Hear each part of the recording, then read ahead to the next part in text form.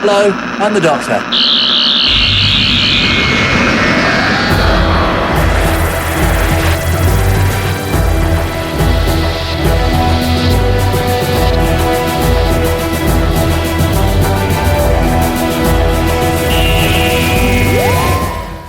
Hey Who fans, and welcome to the Big Blue Box podcast. My name's Gary.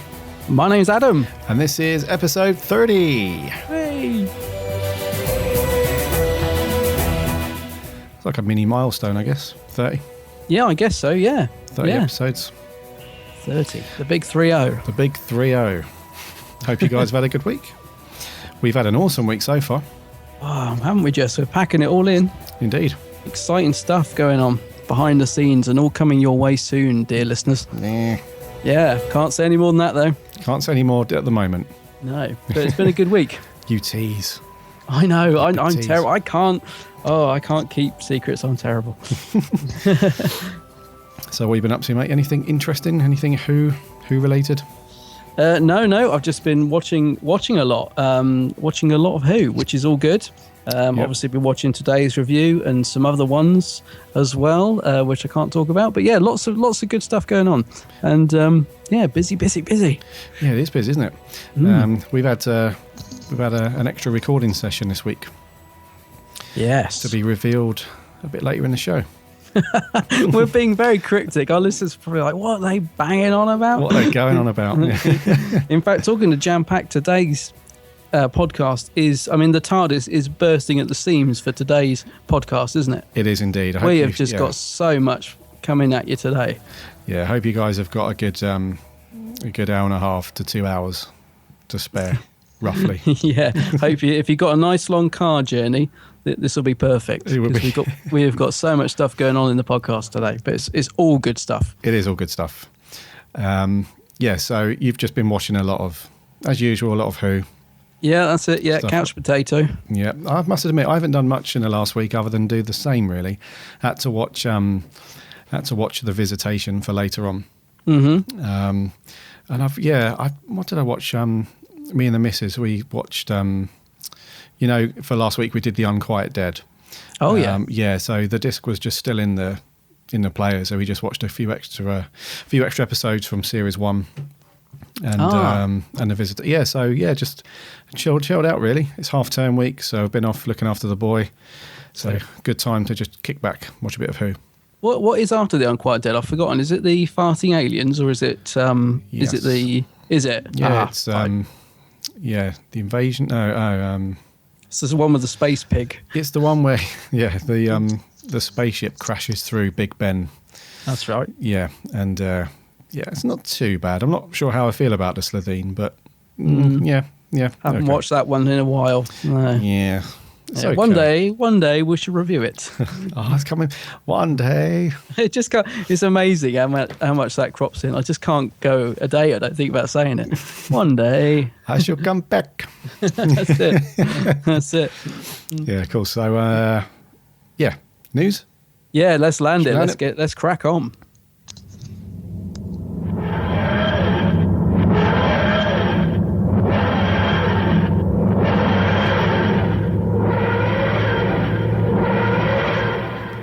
It's a heavy old TARDIS this week, isn't it, Gary? It is heavy indeed, yeah. Hard to control, I should imagine. Yeah, it kind of, I'm not sure about you, Adam, but at the moment it looks a little bit like, you remember that episode, The 11th Hour? Oh, yes. It looks a little bit like when it crashes down in front of Amy Pond's house. It's in that kind of state, isn't it? Oh, dear. Well, that is bad, yeah. Yeah, I didn't realise we were quite that bad, but yeah, wow. Yeah, bad news. Actually, that is a great scene. I love that. It's all orange, isn't it? It's like got this orange, remember, it looks brilliant. Yeah. Orange mist coming out of it and Indeed. Smashed windows and stuff, yeah. So, Gary, what we got in the news this week? We have got, my friend, this was announced today, and this is fairly big news, I guess. Certainly Twitter and Facebook took it as very big news after the BBC announced it. Have they both exploded? They did a little bit earlier. Yeah. So Michelle Gomez, the mistress or the master, is back for Series 9. and back for the very first episode, which I was quite surprised when I heard that. I was like, what? She's, I wasn't surprised in the least that she was coming back, but I am surprised she's going to be in the very first episode. I'm surprised. I thought they were going to give that a bit more of a break, because unless they're going to kill her off quite early, we're going to find out that after this first couple of episodes that she'll be back again. So this is, I can't imagine killing her off. Can you? No, not at all. No. I mean, that's the thing. We've had practically no break from her at all, because she was in, I mean, I know time-wise we have, but she was in Death in Heaven, obviously. Yeah. Then we've had a Christmas special, and then she'll be back already. I mean, this is, to me, feels a bit soon, but yeah, we shall see. I'm not sure as well how I feel about it, because I was really up for, because when we heard the news that Series 9 was going to start with a two-parter. Oh, yeah. Which is great news. And we've since learned that it's going to follow immediately with another two-parter. So the first four I didn't episodes. know that. Yeah, the first. Oh, yeah, of course it is, yeah. Yeah. Series 9, the first 4 episodes, they're going to be, split into two-parters. Which is really good news, actually. Yeah, I hadn't even thought that until now. Yeah, really good. So that's cool. But then they announced that that Missy's coming back, which is kind of cool. I mean, I really like Michelle Gomez. She played that part very cool, but I just feel that it wasn't written that well, in the last series, especially in the finale. She kind of... No, I liked her in Dark Water, but in Death in Heaven, she kind of ramped up the zaniness to 11, and actually, like you said, she wasn't written that well. She started to grate on me a bit. I think the danger of Missy is she's the sort of character that can be really good, but she can also become very irritating very quickly if she's written the wrong way. Yeah, that's what I thought. Yeah, which leads me on to this little clip that they've released to go along with the announcement, which quite frankly I find awful. This clip of her eating this apple saying, so I'm back then, and all that. I hate that clip. Have you seen it? Yeah, it doesn't... Oh, she's so annoying, and it's only a 30-second clip. No, I can't. I've watched it 3 or 4 times this morning, and it just irritates the hell out of me. It's just awful. Yeah, I always not regret, but I always think, after we've spoken about stuff like this and we're a bit negative about it, I kind of think after, should we have been, negative about this and so on. But, I think a lot of Who fans will agree that she wasn't written, in the best light, in the finale especially. She was a bit, what's the word? Not annoying as such, but she was just a bit, there was no substance to her really. She had all the, at face value, she had all the chops there. It was, the way she acted the part and everything was quite, as we expected it to be. But I just thought there wasn't enough, there wasn't enough there to concrete her, firmly as a decent character yet. So maybe this will rectify that. I'm not sure. I hope so, because as I said, I did like her first sort of proper episode, Dark Water, when we got to see a bit more of her, and I liked all the stuff leading up to that. But yeah, in Death in Heaven, she just went too crazy, and like you said, the character wasn't really there for me. I hope they get it right. I mean, I do like the character of Missy. I think there's a lot of good potential there. But yeah, I need a little bit more convincing, I think, especially after seeing this little teaser clip thingy. Yeah. Well, the first 2 episodes of Series 9, on paper, they are shaping up to be very good. The titles alone, The Magician's Apprentice, followed by The Witch's Familiar, sounds very cool. It's, they're directed by Hetty MacDonald, who directed Blink. Oh, yes. And it also stars Claire Higgins, who was a hiker in The Brain of Morbius. And also she popped up in that very short 8th Doctor, The Night of the Doctor, with Paul McGann. Yeah. So there could be a Sisterhood of Khan thing going on. Oh, now that sounds interesting. That I would like. Not sure for definite, but that Claire Higgins has, popped up a couple of times now in that role. So it could be good. It sounds good on paper. Yeah, I hope so. And I just, somebody noticed earlier actually that there's a very quick bit where she puts her arm up in this little clip, Missy, and she's wearing a vortex manipulator on her wrist. Did you spot that? I did. Yep. I didn't. I have to admit, someone spotted it, and I was going to take credit for it, but I thought I better not. But yeah, so she's got one of those on, which could be a clue to how she survived, maybe. Yeah. So Missy, we'll have to see how that one plays out, but yeah, potentially good news. Potentially good. Yeah, don't get me wrong. I like Missy, and I fingers crossed it will be fantastic. Yeah. Yeah. What's next, mate?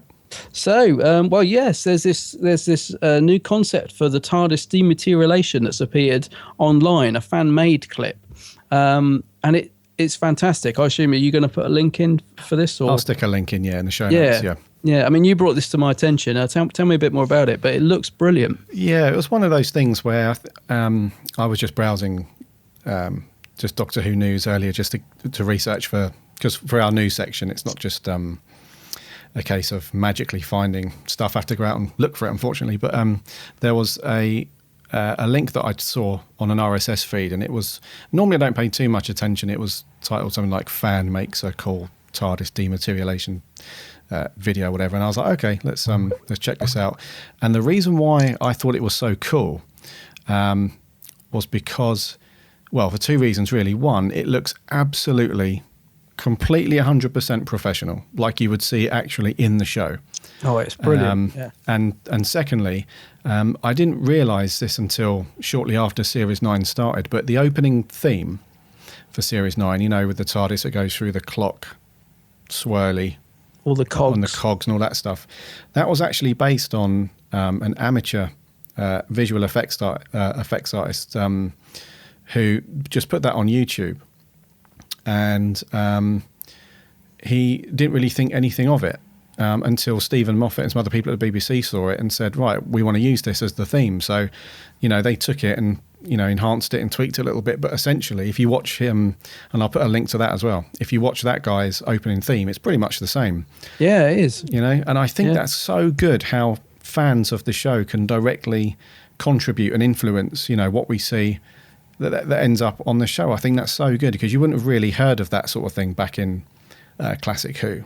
That just, the age of the internet and social and stuff just wasn't there. So it was, much more difficult to get that stuff, to the eyes of the BBC. But yeah, this new video where the guy's done the TARDIS and the effect is just looks, I mean, I think it might be a bit long overall to put in the show because really you only want it for about sort of 10, 12 seconds, don't you? You don't see the TARDIS sort of disappear or materialise somewhere else. But the effect and the way it's done and the quality is just brilliant. I've not seen anything like it before. It's and it seems like quite a sort of simple, when you watch it, you think, this is quite a simple idea. I mean, I'm surprised no one sort of thought of this or done it, I mean, it's tricky because obviously they've kept the dematerialization, can't say it, the same as let's just move over that bit.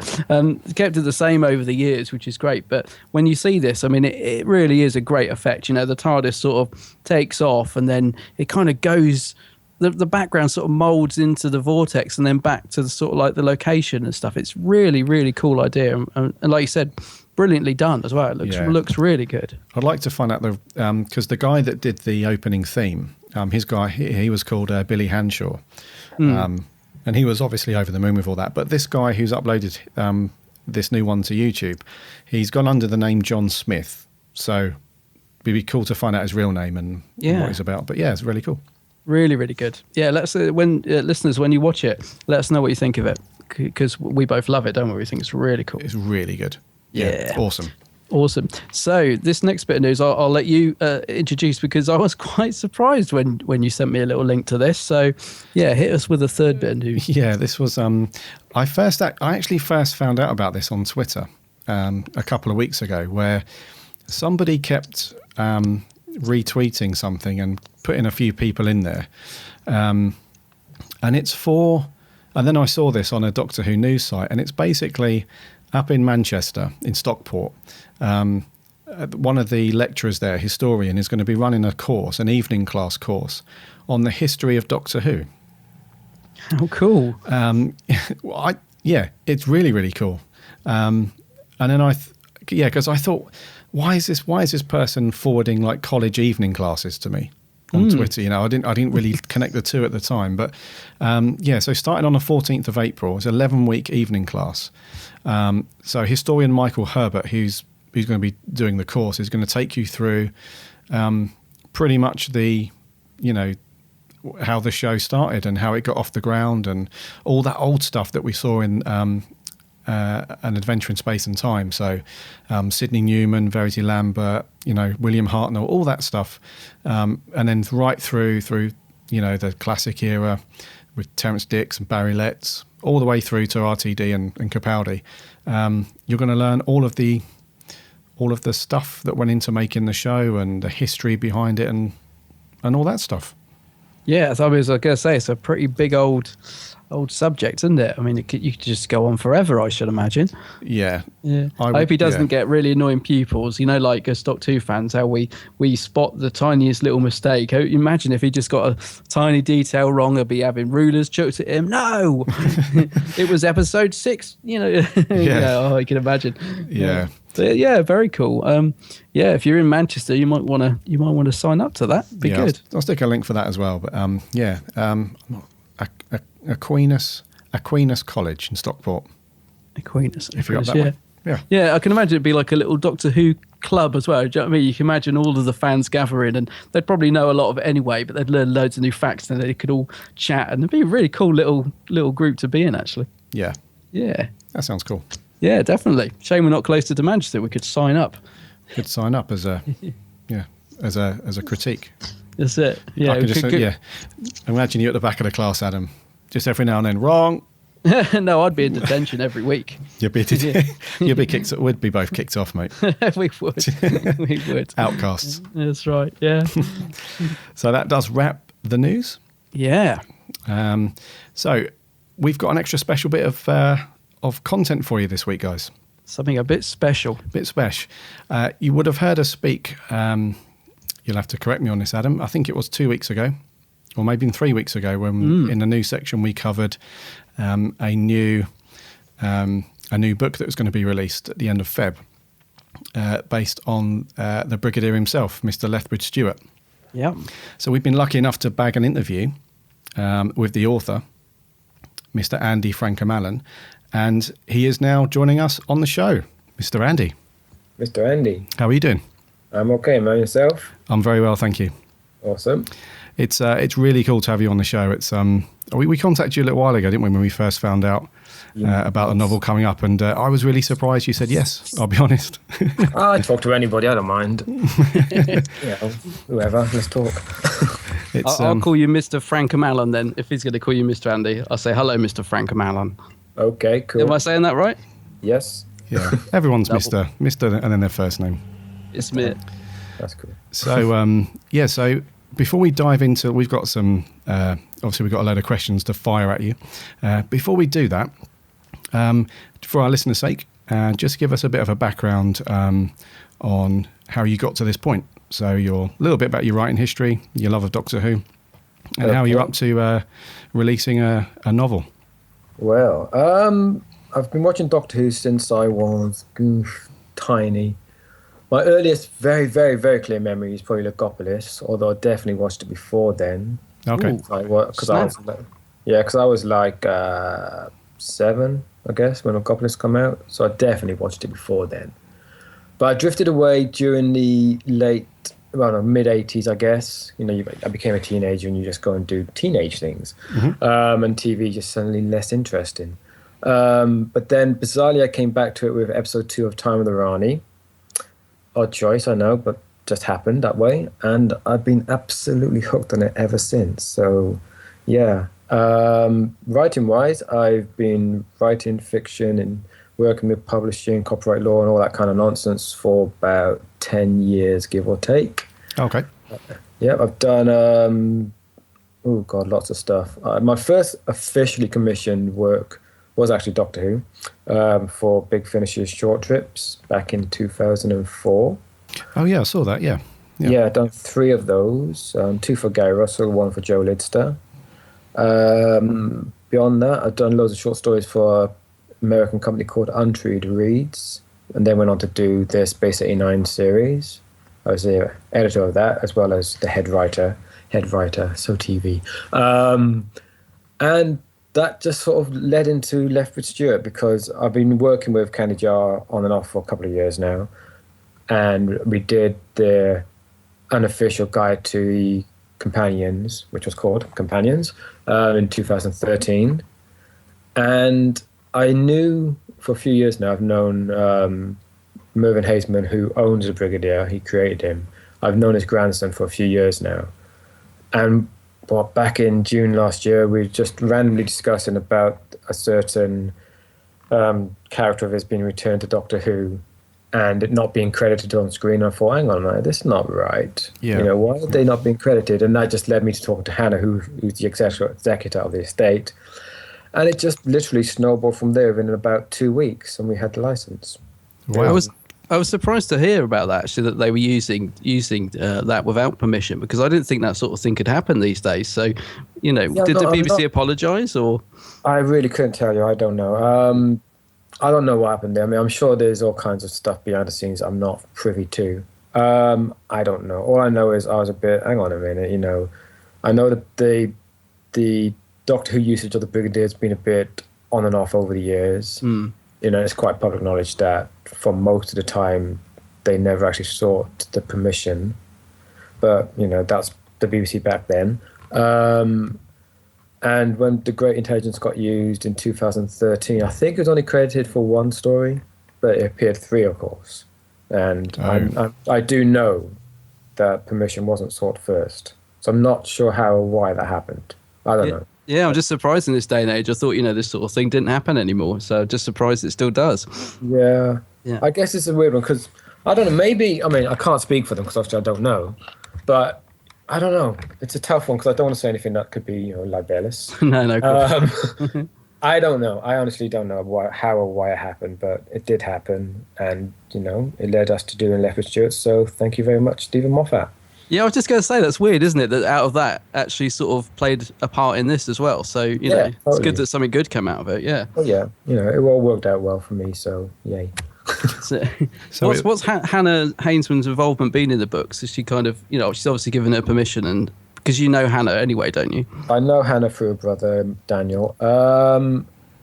Hannah's involvement has been essentially, we met with her, discussed like stuff we could do, and then of course the idea of the Brigadier books came up very quickly, and also she then licensed it to us using it exclusively.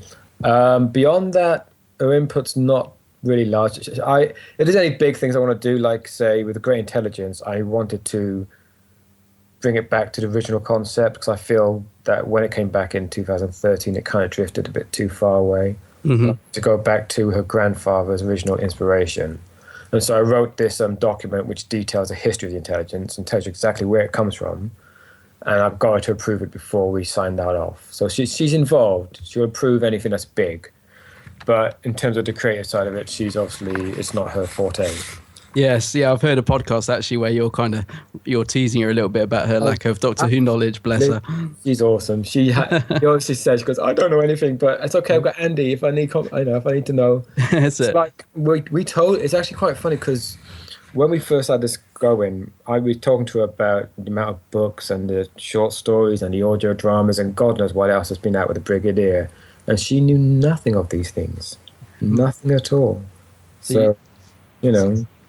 So you've brought her into the Who universe, so somewhat. I'm dragging her into the universe. Dragging her in. It's like when they showed Death in Heaven, the finale. I said to her, you should watch it, you know, because she hadn't heard of Kate Left with Stuart either. So I told her, the Brigadier's got a daughter, blah, blah.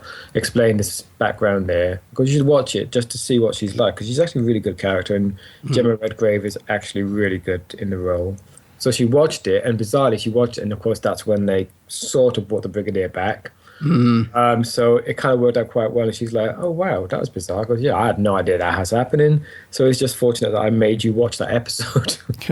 So, you know. So would that be, would you say that would be your inspiration for starting these books then? Would it just your love for the character, or was it just the case of he hasn't really been represented in the best light by the BBC over the years? Maybe a bit of both. Yeah. Yeah, I mean, I love the character, absolutely, because, you know, it's the Brigadier and he's been a mainstay of Doctor Who for, like, ever. pretty much. Actually, it'd be almost 50 years actually in a couple of years. So yeah, been around for a long time. And it's just one of these things. You know how you have all these spin-offs, and there are a fair few out there nowadays, and no one, ironically, of course, they have now. No one ever has done a proper unit series. Yeah. So I thought that's kind of bizarre. No series based on the Brigadier, which seems to me the most obvious thing to do ever. Yeah, of course. Because if you're going to do a spin-off from Doctor Who, then it makes sense to do possibly the most popular character beside the Doctor. Yeah. But no one, for some peculiar reason, never happened. So maybe it's because it was too obvious a reason. I don't know. Nobody ever bothered. So but maybe people just assumed the BBC owned him, so they didn't bother. I don't know. So that's a good point. Yep. It just seemed an obvious thing to do, and I knew for a fact the BBC didn't own him. And I knew who did, so it's just like, why not? Absolutely, yeah. It's the obvious thing to do.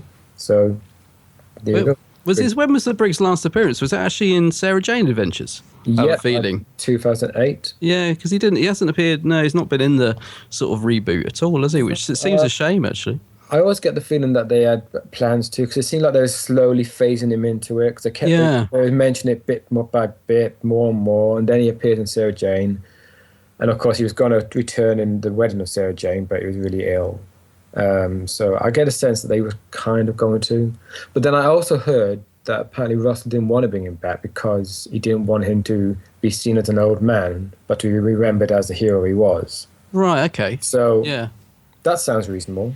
Yeah, no, that's quite. I can imagine that. Yeah. Did you ever get a chance to meet Nicholas Courtney out of interest? A couple of times, not in any major way, but we, the usual fan type events, conventions and whatnot. But never sat down and had a proper chat with him, which is a shame because I think sitting over a pint with him would have been hysterical. Yes, I was going to say you can imagine. He likes a good pint, didn't he? Yeah, I think that'd be the perfect thing when you think of the Brig or Nicholas Courtney, you just imagine sitting in a pub with him, having a pint and a sort of good old chat, really. Well, for sure. That's why in the book, I don't know if you read that bit where I intentionally had this bit where as soon as he arrives at this village, the first thing he does is, you know what, I could do with a pint. Yes. I'm like, that's very Nick as well. Yeah. I've been driving all day. I need a pint, And it's also very much the Brigadier as well. So, yeah. Yeah. Oh, sorry, Colonel. Colonel, yes. Yeah, they changed the. We reviewed the Damons recently, and Adam, you mentioned that very last scene where I think it was Nick Courtney that changed the line, didn't he? At the end when they said about going off to do something, and he changed it to "Let's go and have a pint" or "Go to the pub" or something. That's right. Yeah, Yates says, "Do you fancy a dance?" And he says, "I'd rather have a pint." Yeah, and I think they just ad-libbed on the day and asked for it to go in. So. Yeah. Well, the little reference I put to him having a pint in Forgotten Son is very much intentionally referencing that as well. Oh, cool. But that's again, it worries me how much Doctor Who knowledge is in my head sometimes. Actually, there is another lovely little reference without giving too much away with the book, in the start of the book, where there's this little boy and he's not sure if the toilet is flushing or if he's hearing a roar of the Yeti. And I thought, well, that's clearly you've done that because the Yeti roar was actually was it a toilet flushing and slowed down or something? Because even Terence in the forward says that's the very first day he was there. Yeah. Trying to make it sound less like a flushing toilet. And so I like that he put down the forward because I'm like, well, that's good. That actually sets up the prologue very nicely. Thank you, Terence. Yeah, it's lovely. So, what was your what point did you speak to Terence about this? We've been trying to contact him for a while, right? Because we've kind of very early on we've looked at who do we want to get involved. I mean, one of the things we've decided is one, we want to get as many of the authors from the New Adventures and the BBC heyday who haven't really had much input in the New Who type books because they've been quite limited in their selection of authors. Right. We want to bring a lot of them back, especially those who have written for the Brigadier in the past. Like McKinty, obviously, Lance Parkin. And Terence Dix was obviously a given because of his involvement just generally. He was there literally at the beginning, and he was, the script editor for pretty much the entirety of the Brigadier stories on TV. And he's written a few of the novels too. So it kind of made sense that Terence would be the man to go to. Yeah. So we finally got in touch with him, and the original plan was to get him to write a book, but he's very busy at the moment and he hasn't got time. So that's, we're cool with that. But we said, like, let us know when you're free and we'll find a slot for you, because it's Terrence Dick. So of course we'll find a slot for him. But beyond that, he agreed to do a forward. Absolutely. He said, yeah, no problem. Just tell me how many words. I'll do it. And then I thought, well, we also want to do this particular story, which is kind of a sequel to one of your other stories from TV. And he's like, yeah, no problem. You go for it. And cool. Like, well, you just, he's just so awesome. Some authors may haggle for price. Terrence is like, yeah, go ahead. He's very much of the old school about that. It's all the creative universe we share. You can, so. That sounds really, yeah. I'm glad Terrence is involved. He's a proper legend from the show, in my point of view. I'm really pleased that he's sort of, got a hand in this as well. It was absolutely necessary, I think. We would have gone on without, obviously, but getting his kind of approval, which is essentially what it is, it helps us a lot. Yeah. So moving on from that then, so it's a sequel to one of his TV stories. So what made you want to set this first story then in that particular time frame for the Brigadier? Because it follows on directly from the Web Affair, doesn't it? It does. It's like a 2-week gap, is it? It is, yep. 2 weeks later, yeah, when the Brigadier, or Colonel, I keep calling him Brigadier, it's not really, well, he is. He is, isn't he? Yeah. He'll always be the Brig, doesn't matter what rank he's got. 2 weeks later, he's trying to get everybody back in London, get 8 million people back into the city, get it back up and running and stuff, and he's like, this is not what I signed on for. The gap, again, it's one of these things that we didn't even really think about. The first conversation me and Sean had, he rang me up, we definitely got the license to do da-da-da, and it wasn't even a conversation. It was like, where it has to be that 4-year gap. There was just no discussion, there's no other choice really. It's just like, well, we've got the 4-year gap. If we're going to do a story, let's do it from the beginning. Okay. Yeah. And obviously we can go back to stuff prior to Web of Fear, which we will be doing. Indeed, Forgotten Son is very much about before Web of Fear as well. But yeah, it's just, we really didn't need to think about it because it's a 4-year gap that nobody seems to have explored very much. Yeah. I mean, there's been a few references in the odd book here and there. Like, I forget which book, I think it's Downtime. It references how pretty much straight away he met Gilmore. Gilmore told him about aliens and they set up unit almost straight away. But I'm like, well, it's 4 years. There's a 4-year gap between Web of Fear and Invasion. And I don't think that unit would have been set up straight away somehow. Because you watch Invasion and you kind of get a sense that unit's still a very new thing. Yes. Yep. And so there's a lot of build up there, and there's got to be more reason than just one invasion of London. So that's what we're exploring, like, giving him reason for getting this set up. So yeah. So you've kind of taken the most obvious time frame where you can build as much story and character around that, basically. I guess. Yeah. Yeah. Set up really, it's kind of what we're doing, and this is really not the greatest analogy because it's not the greatest show on earth, but we're kind of doing what Enterprise was supposed to have done for Star Trek. Put the building blocks in place that later became the show that came before. Over to you, Adam. Yeah, you're not a Trekkie. Okay. Because Enterprise, the whole point of Enterprise was, of course, it's set before Kirk, so we can set up all these things that became established in the Kirk era and blah, blah, blah. But Enterprise didn't do that extremely well. So we're basically doing the same kind of thing. Everything that we know about the Brigadier must have come from somewhere. Yeah. So we can explore where these things come from, why he became a military officer, why this happened, why that happened, why he married a woman, why, like with Fiona's Doris's mum, Kate's mother, why she never knew he was involved with the military, all these kind of things that we can explore. So it's kind of fun. Yeah, it's quite nice actually because you've got a nice big gap to sort of fill there. I was thinking that in terms of continuity as well, because we don't really know anything about that period. Like once you get into the unit era, you're into a whole minefield, aren't you? Right. Yes. So it's quite nice that you've got that big gap. We hope to get to the unit era at some point, and that'll be a whole different challenge. Yes, I can imagine. Yeah, especially when it comes to the dates. I don't know. I've got a plan. I know. In my head, I know exactly when it's all set. Yeah. So you've got that mapped out. Yes, pretty much. Yeah, but I don't want to say too much on that one. It will create a bit of controversy, but that's fun. That's That's cool though. It's almost impossible actually not to create controversy. I think in the Doctor universe, isn't it? It's Gosh, yeah. so tricky not to. Especially with the unit dating, Oh, we're yeah. actually thinking when we get to the unit stuff, we're going to have to make a point of having a scene where the Brigadier forbids unit dating, as in dating within a unit. That's a good idea. No dating in unit here. That'd be fun. Yeah. So story-wise and character stuff. One of the things that when I first found out about the book before we even spoke, one of the things that my mind started thinking over quite a lot was there's been so much written about the Doctor, and whenever you see any of the, whenever you watch anything to do with Doctor Who, you've always got a series of very solid supporting cast.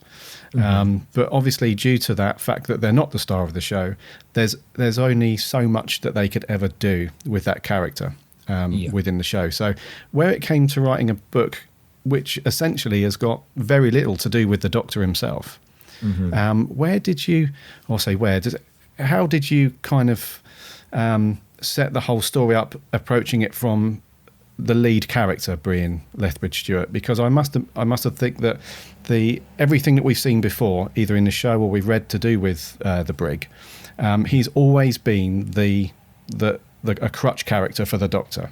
Yeah. So surely that, I mean, if I was to think, right, I'm gonna have a crack at this, I'm gonna have a go at writing a book all about the Brig, I will be honest with you, I wouldn't know where to start. So how did you get into that whole mindset of this is not about the Doctor, this is about the Brig? I think it's. I don't know if you did you read any adventure books? No. No. I was trying to think of them the other day. Actually, no, I didn't. I was a bit like you when you said you sort of drifted out. I kind of drifted away from Who at that point, unfortunately. Okay. I think it was 93, but it might have been earlier. They did this book called Birthright, Nigel Robinson, which is basically Bernice and Ace with no Doctor in it. Okay. But still, it felt like the Doctor was there. His presence just seems to linger because it's Doctor Who. And I think with these series, it's also, you get that sense that even though the Doctor's not there, it still is Doctor Who. You can't have, even if someone's leading it that's not the Doctor, it's still kind of like with Sarah Jane, I guess. Right. With Sarah Jane Adventures, even though she's not the Doctor, she kind of fills the same role in a sense. She's the instigator, she's the one that's having the adventure and whatever. With the Brigadier, it actually was crazily easy. Oh, really? Yeah. Okay. And that's what I said. I said that to Sean literally when I first wrote the first chapter. I was like, it's scary how easy this is to write, because I'm thinking this would have been really like hard work, but it's probably one of the easiest things I've written. Wow. Okay. Also the most challenging, because I know for a fact it's also the one that's going to get the most feedback. Yeah. And if I get it wrong, people will let me know. Really? Who fans aren't that? Fans, yeah. They're not that critical, are they? Oh no, not at all. I've been a fan of Doctor Who for long enough. I know for a fact that people hold this stuff dear, and they're very invested in these characters. So of course they've got opinions on them, and they're very fully formed too. But I think with a Brigadier, with any character, I think it's a case of finding a personal angle. Yes. So I was just thinking, my main thought is, okay, let's look at the character before he's all he's done. He's met the Doctor once. He's suddenly been confronted with this idea that aliens exist. So that's something you kind of have to deal with. That is basically his entire world has kind of shifted a bit. So that gives you a nice conflict internally to start off at. And then of course, as you'll know if you've gotten some from what you've read, it's very much a personal story for him as well. I thought that was important. It's got to be about the character. It has to be about his personal journey. So, yeah, scary and too easy, I think. Which probably.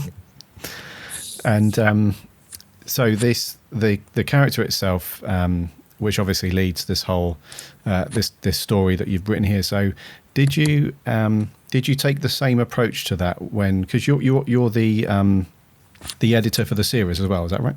Correct. Yeah. So what was it like? So you wrote the first one in the series, of which there are 4. Yep. Did you keep a consistent approach, that same mindset then when you were overseeing the other authors and what they were writing about, or did you just give them kind of free reign and as long as they kept it within a certain... Well, I think I've kind of given free reign to a degree.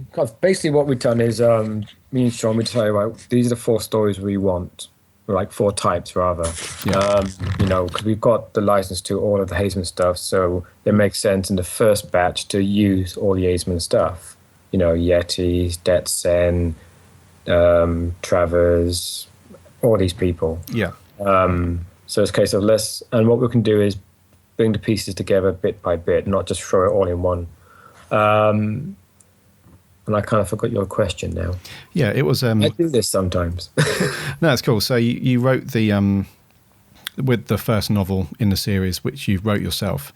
Did you take that same approach when you were overseeing the other authors and stuff? The funny thing is, book 2 is only just being finished now, the first draft, so I've not actually read it yet. Okay. Book 3, again, likewise, I've seen bits of, but not much of. Book 4, I know Nick's on chapter 4 at the moment, so I've read the first 3 chapters of that. Overseeing this is kind of easy because the Brigadier, for the people who are writing this series, and I imagine it'll stay this way, is a very defined character in their head anyway. Okay. And because of putting his performance, getting his voice is very, very, very, for me, and it seems for them too, it's quite easy to do. Because we've obviously lived this character for so long. It's one of those like, you barely need to even think about writing him. He literally writes himself. All you got to do is keep in your head he's a bit younger at this point. He hasn't experienced all this stuff that we know he's experienced later. So overseeing it, the only thing I need to oversee really is the development of the supporting cast, which we obviously will be building up over time. Yeah. So we've got lots of original characters who will be ongoing, because obviously when you're writing a series that has a certain group, you have to follow through on stuff. Excuse me. So yeah, that's the only thing I need to really oversee, is that we want these kind of stories, we've got these sort of things to happen to these characters, but in terms of the actual writing, the whole point is we're getting people that we know can do the job. Yes. That we need to monitor. Like you get Lance Park and it's going to be a very good book. But obviously there'll be edits to do, because we've got like series specific stuff that may need to be altered a little bit here and there. You get McKinty, obviously he knows the character because he's written for him several times. Yeah. And all the people we got for the second batch again, they're all very tried and they know what they're doing. So the whole point is you hire these people to make your job easier. People you can trust. Yeah, people track record, you can trust, know they're going to do a good job. Yeah. It doesn't always work out that way, but, you have to believe that that's why you're hiring them and they will pull it out of the bag. Absolutely. And so far, so good. I was just wondering, actually, how easy was it to get the BBC on board with this? Because I know that they can be quite careful about, giving out the license for these things. They're quite meticulous, and even like Big Finish said, they had trouble renewing the license at times. So how easy was it to get them on board with the idea of it? Again, quite easy, because what we've done, we made a point of letting them know pretty much from the offset what we're doing, because as we know and as others have confirmed to me, the BBC know they can't do anything about it because they don't own the character, and they know that. Even though the Left with Stuart's now, of course, kind of important to them because of the whole Kate thing. So I think the trick was, and what we did right, is we contacted them first. We didn't wait for them to find out. Right, yeah. We contacted them and said, look, this is what we're doing. We just want to make sure you guys are aware this is what we're doing. And we're obviously big fans, and we're going to be maintaining the integrity of the product and indeed of the property, which is, of course, just Doctor Who in general. And, we'll let you know what's going on and stuff. And we've been talking to them ever since. So although it's not an officially BBC-approved series, and we can't really say it's got their backing as such, but they're aware of it and they are happy with what we're doing. Yeah. And we are in talks to them constantly about various things. And it looks like we'll be doing other stuff with them too that's not fiction related. So, yeah, there's a lot of doors opening, and the BBC, It's funny because, like you say, it's the BBC have got this reputation for being quite hard with all this sort of stuff. But I got a feeling that's a misconception. It's an Right. experience. I think they're actually a lot easier than people realise. I think, again, it comes down to if you show them the due respect, go to them first, then they're quite good with it. Yeah. And as long as you can show them that you've got integrity as a publisher. Because one of the main things we've been doing is showing them and making them aware of what else we do. I say we, Candy Jar, because I'm not involved in everything. That, the Lethbridge Stewart stuff is a minor part of a bigger company. That's right. Yeah. So it shows them that the integrity of what we do as a company. And I think that's what's kind of helping it a lot more. We're not just and it's not to demean the others, but we're not just a niche publisher. We're not just Doctor Who related stuff only. We're not just the fans, trying to make a quick buck. We're a company, with integrity. And that seems to be working out for us. So we will continue to do this. Yeah, that's what I quite like about it, actually, is that you're not sort of somebody who's coming in, like you said, writing a BBC book to make money. You're fans of the show. So, so it's you can tell, being an independent, that you're doing it with a passion, which makes a big difference, actually. I think so. Yeah. Did you have the same approach? Because you wrote a Doctor Who book a while ago on the companions. Mm-hmm. Was that a similar experience? Was you contacted the BBC, they were quite cool with it, and away you go? That was a little bit different because it's a reference book. The BBC are more lax with reference works. Not sure why. I Really? think they probably should have. Yeah, Okay. kind of weird, but they are. And because we were writing about the show, but as opposed to writing for it, because when you're writing fiction, it becomes kind of different because you're literally playing with their toys. But when you're Yeah. writing about their toys, it's not. They don't seem to be too bothered by that. Again, we consulted people at the BBC about it, like how far can you go with the cover art? We did originally intended to have images of the characters on the cover, and we revised not to, because then we're basically stepping on copyright then. Right. So, and of course, obviously a key, you can't copyright a key.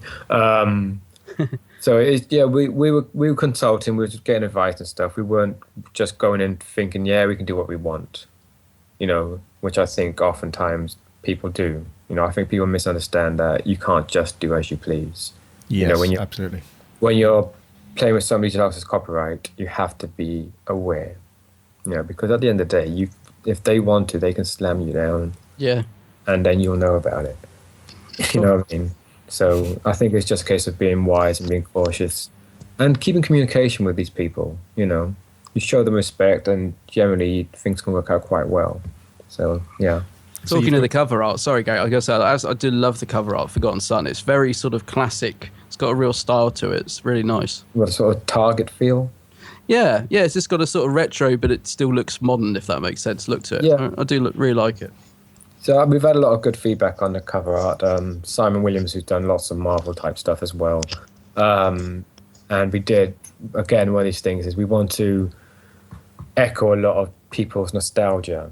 Because, at the end of this, the series is about a character who's going to be more nostalgia than anything else anyway, just by virtue of who he is and his place in Doctor Who history. And before, cover-wise, let's try and echo the old Target books, just as a kind of love letter to the fans a bit. And when you open the first page, it's set out in that old Target style as well. Yeah. Because, we're fans, and we obviously want to show that we know what we're doing. We love the show. We are aware of the nuances of its history. So hopefully that shows up. Yeah, It does. definitely. Yeah, it's really cool. Because we were talking about covers on the last podcast, weren't we, Gary? We were saying, because there's so many Doctor Who books out there. We were sort of saying that sometimes when you go into a charity shop or something and you see all the old, like there's one near me that has all the old Targets, and you sort of think, I can't buy them all. So you always go for the ones with the best covers if you don't know what they are. Because I picked up a couple of what's the other books? Not the Virgin ones, but the other books that came out around about the same time. There was a whole load of these books. They all had really good covers, but I can't think of the series. They might have even been BBC books, I'm not sure, but there was a lot of Eighth Doctor ones. Oh, yeah, that would have been BBC, yeah. Yeah, that's right, yeah. Yeah, So, their covers didn't start off great. No, that's what I mean. Yeah, you're always But it drawn got in by the better good very cover. quickly. The logo that was used, the Lethbridge Stewart, is that going to be present across all the covers? Do you know? What, the actual type or the thing behind it? Yeah, so the green type with the with that core? Yeah, the green type. We're thinking of maybe changing the color for every batch, Oh, cool. but we're not definitely decided on that yet. But yeah, the logo is designed again to kind of echo the current Who a little bit. You No, mean the it's not type and stuff? Yeah, it's not the same typeface, but it's kind of echoes it a bit, just to say, we are, it's kind of fun because what we're trying to do is, it's really hard work, but I don't know. I think it's working. We're trying to kind of get the mindset of New Who in that, modern storytelling is all about the emotion, about the character journey and all this, but still make it feel like it's old Who as well. So it's an interesting thing to do, both from a design point of view and from the narrative point of view. So I think we've done it well, but again, until it's out there properly, we can't be sure. It does look very cool. I like the typeface at the bottom's got a classic feel to it. The bottom's very much a Target thing. Yeah, and the illustration as well is just superb. Yeah, it's really I was just thinking about you saying it when it's out as well. And I'm thinking we're getting so close to the actual launch date now. Are you feeling nervous? Are you looking forward to it being out there? Or how are you feeling? I'm trying not to think about it too much, to be honest. Because we seem to have inadvertently got 3 release dates, which is kind of weird. Yeah, it wasn't meant to be. Because we originally set up to be released on 22nd, which would be Nick Courtney's birthday. That was the original plan. But then I got pushed back because the Who shop decided it would be better to launch a week later. So that's became the 28th. And then Amazon as it listed as 26th. So I'm like, okay, we seem to have 3 release dates. Okay, that makes it more interesting, I guess, Yeah. So we decided the 22nd is basically the cutoff point for any pre-orders from us directly.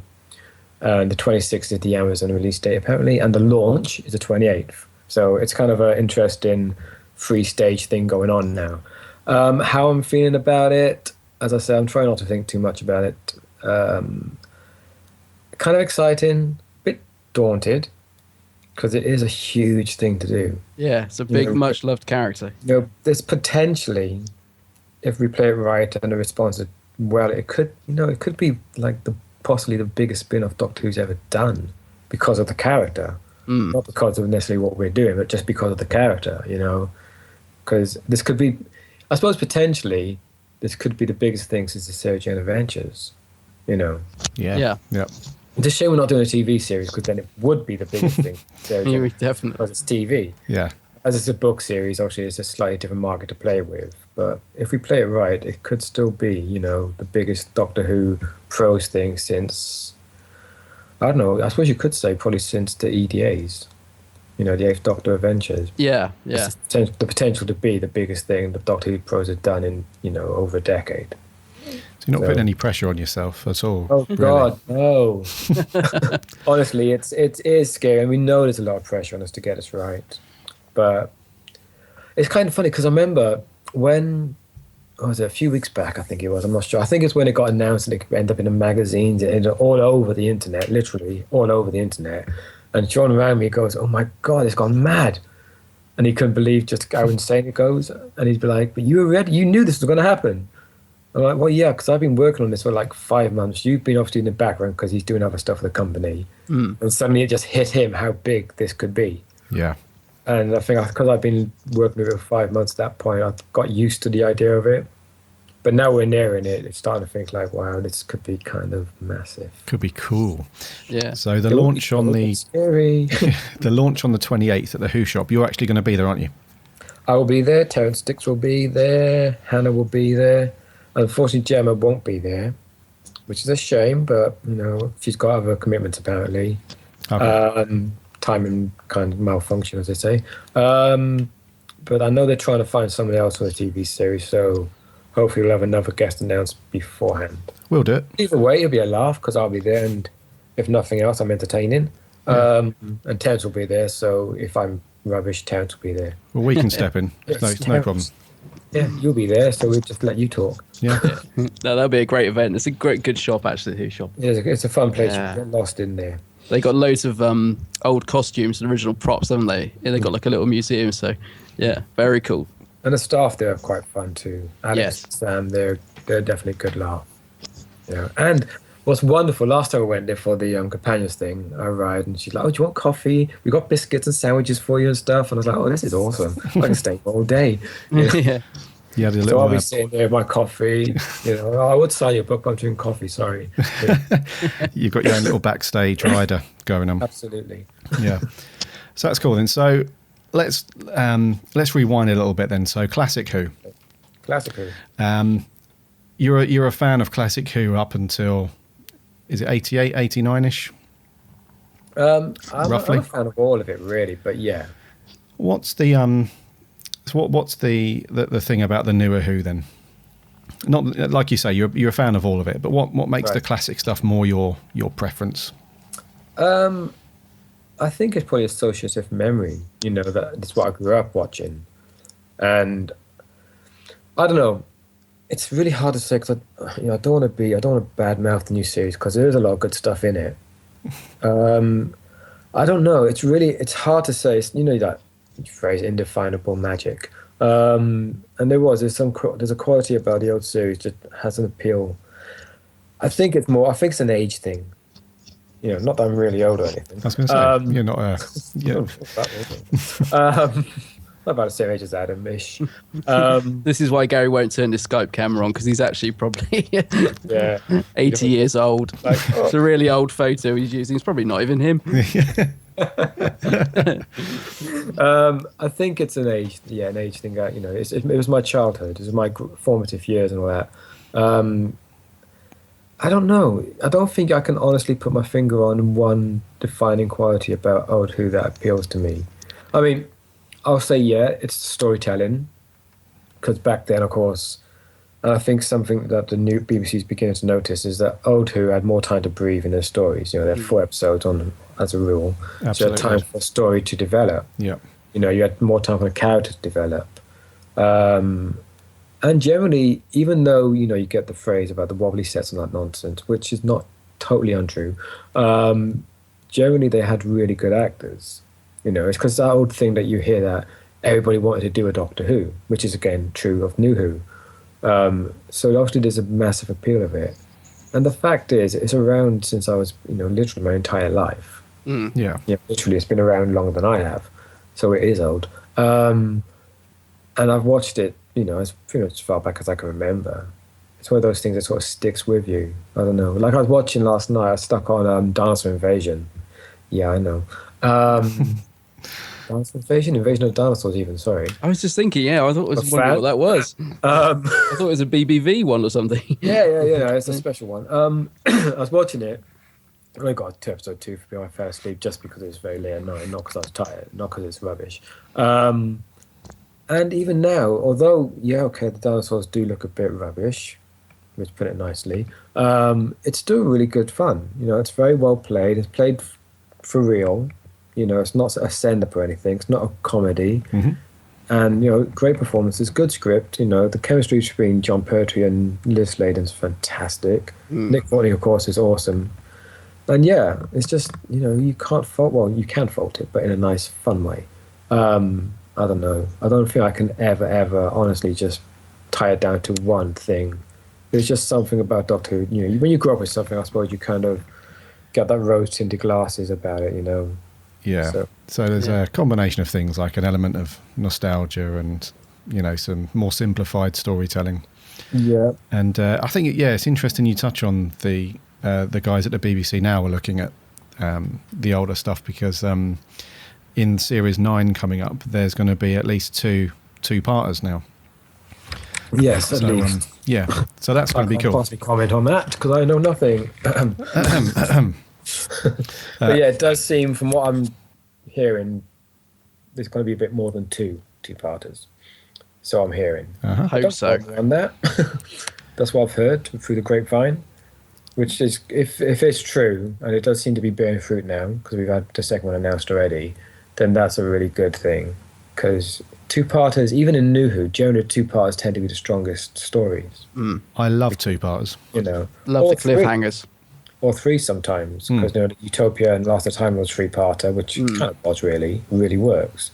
Yeah. So, and a story does need to breathe, it needs to develop. And as much as fun as it can be rushing through 45 minutes and you get this adrenaline rush and stuff, sometimes I find the story can lack as a result.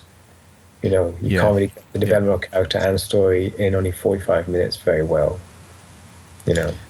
Is that something that you've ever considered, Andy? As you know, as well as writing a novel and being very much into writing around a story based in the world of Doctor Who, have you ever considered writing for TV? Of course. Yeah. What, you mean TV Doctor Who or just TV generally? In general. Yeah, I would definitely give it a shot if the opportunity came. It'd be a whole different discipline, but then that's writing for you. You know, there's a lot of people who say, "Oh, if you can write a book, then you can write a short story. If you can write a short story, you can write TV." If you can, it's like, well, no, that's not true because each one is a very different discipline. Right. You know, it's all storytelling, but it's a very different type of storytelling. You know, it's a very different type of developing characters and whatever else. You know, so I would like to give it a go. And if the opportunity came my way, then yeah, I'd jump at it just because it's a new chance and it could be something that I'm really suited to. I could be absolute disaster at it. Just don't know until I try, you know. That's it. Yeah, you don't know till you try. I mean, if it comes to writing, I'll give anything a go for once. Like with the Companions book, you know, that was the first reference work I've written on. And it was hard work because it's so different from what I usually do. Yeah. And I got to the end of it and we were planning on doing another sort of follow-up about Sarah Jane. And for many, many reasons it fell through. The primary reason being that, you know, I found Companions such hard work to write because it's not my thing. Okay. Yeah. And I thought, you know what, I much more enjoy writing fiction. Story, yeah. Yeah. So yeah, that was a lesson learned. But it was a good experience, you know, and I got to watch every single episode of Doctor Who in 6 months, so that was fun. Holy, really? That's intense. Wow. I was just wondering, actually, has this been burning inside you for ages, wanting to write for the Brigadier or the Colonel? Is it something you've wanted to do for a long, long time? I love that you asked that because the basic of this story of the Forgotten Son goes back to 97, 98. Right. I scanned recently all these notes for this story. I actually did write back in then. I scanned them all, so I'm going to put them online once the book's been out for a little while, so not to give anything away, which will show you the original draft for the books that eventually led into this one. Oh, cool. So a lot of the elements from this originally were conceived in 98 in a book called, what's it called? Originally it was called Who Are the Men in Black? Then it was called The Lake. And then a revised version, which is closer to the one we got now, was called The Forgotten. So it's one of these things I've always had in my head. Again, I can't really say it without giving it away. I've had a certain element of the Brigadier's past that's been in my head for 20 plus years now. So it's nice to actually make it real finally. Yeah. And the village in Cornwall, Bledo, I created that for that story way back. So it's nice to actually finally make that official. You know. And Buckinghamshire is the other one, isn't it? Isn't it part of it set in Buckinghamshire? Oh, in Coles Hill. Coles Hill, yeah. Yeah, where Mary Gore comes from.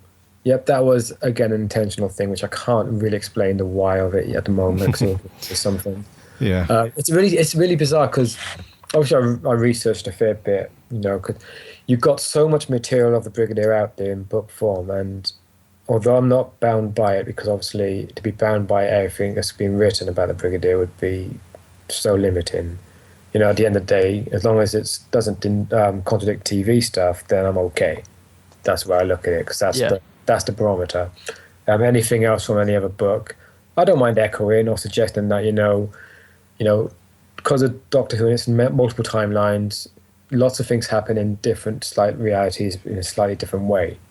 You know, like the whole Kate, because there's this whole thing going on, discussion about Kate Lethbridge Stewart. Now that she's official, that makes Downtime official, blah, blah, blah. It's like, well, no, it doesn't. It just means that the Brigadier had a daughter called Kate in both versions of reality. You know, it doesn't mean Downtime is part of the TV canon, if you like.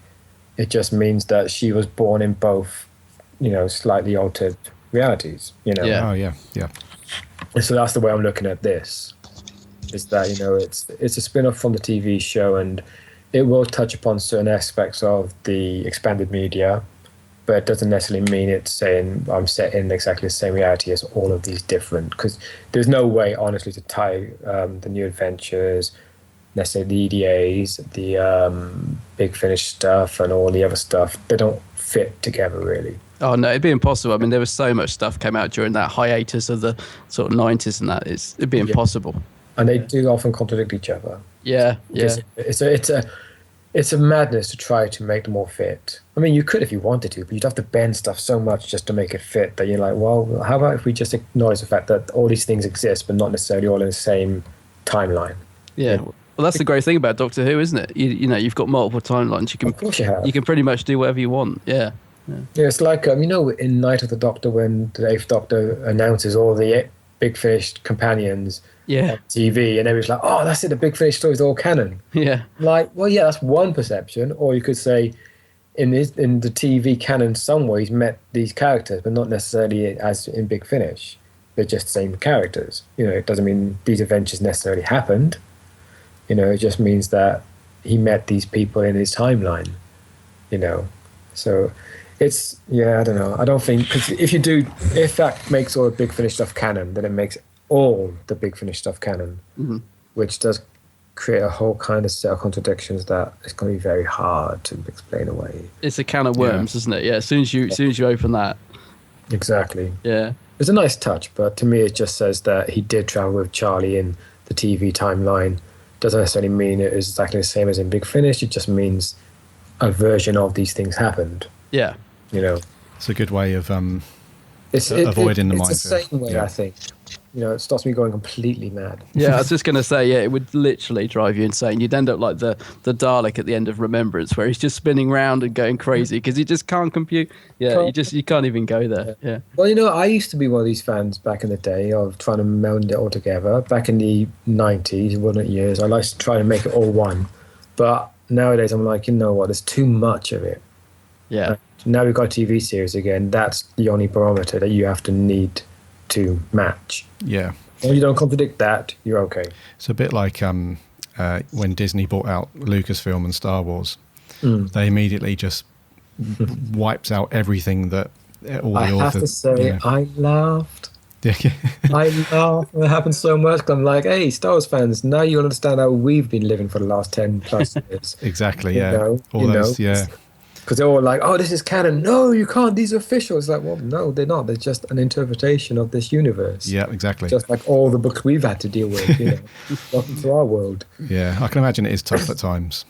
Yeah, but you know, that's part of fandom, isn't it? That's part of being a fan, and, you know, we've all done it. Yeah, huge amount of fun, though, at the same time. Oh, absolutely. Yeah. You know. So we're going to...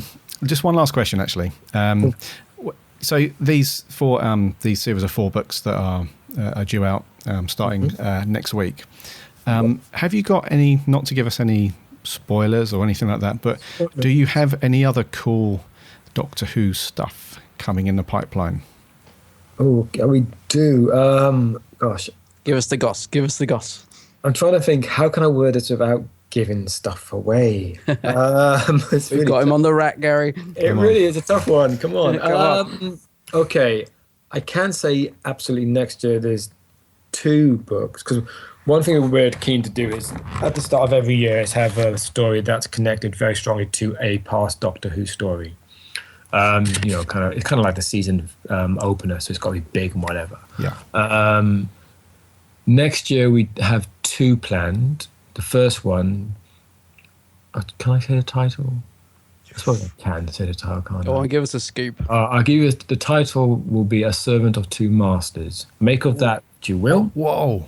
Oh. Okay. I'll make of that what you will. It could be anything, it could be nothing, which is related to a past story of Doctor Who, which we've been allowed to prequel. Okay. And I'm not going to say we authorise that because that would give away too much. And listen to me, the year ends with another sequel to another classic Doctor Who story, which I will say has been authorised by Terrance Dicks. But I'm not going to tell you the title. Okay. All right. Way too much. And And there's also other stuff that we want to do. We're in talks with certain authors and whatever else.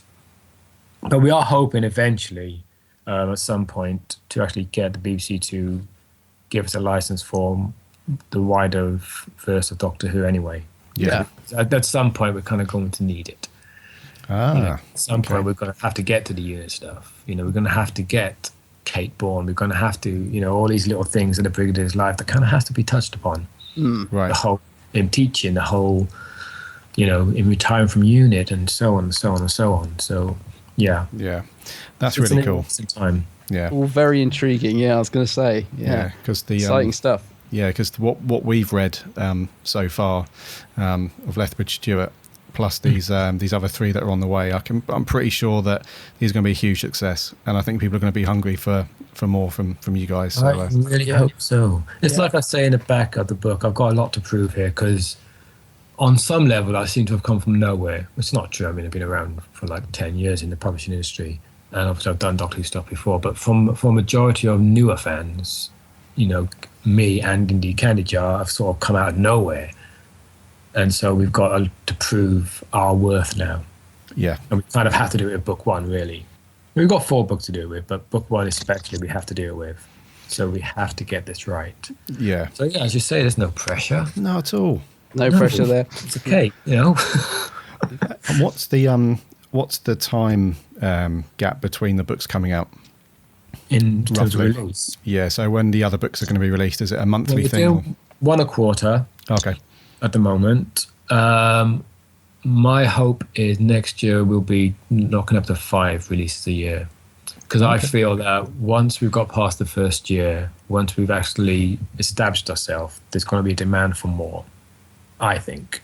I could so. be wrong here, Yeah. but the feeling I'm getting is there's going to be a demand for it because the only Doctor Who prose we get at the moment is 3 New Who books a year and a few short stories maybe. Yeah. Reprints. Loads of reprints, yeah. Yeah, and there's a massive, massive gap now in Doctor Who prose fiction.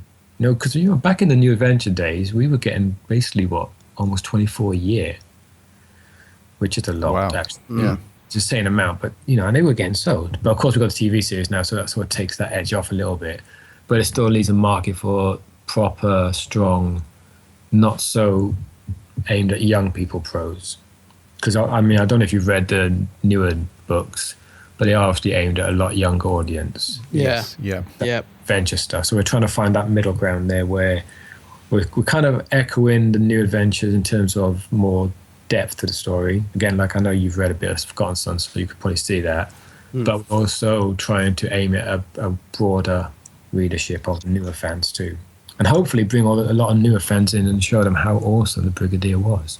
Yeah. And why he's such a mainstay of Doctor Who. So I can only hope we achieve it. I can't guarantee it yet because I'm a bit biased. I think I'm too close to it. I hope we've achieved it.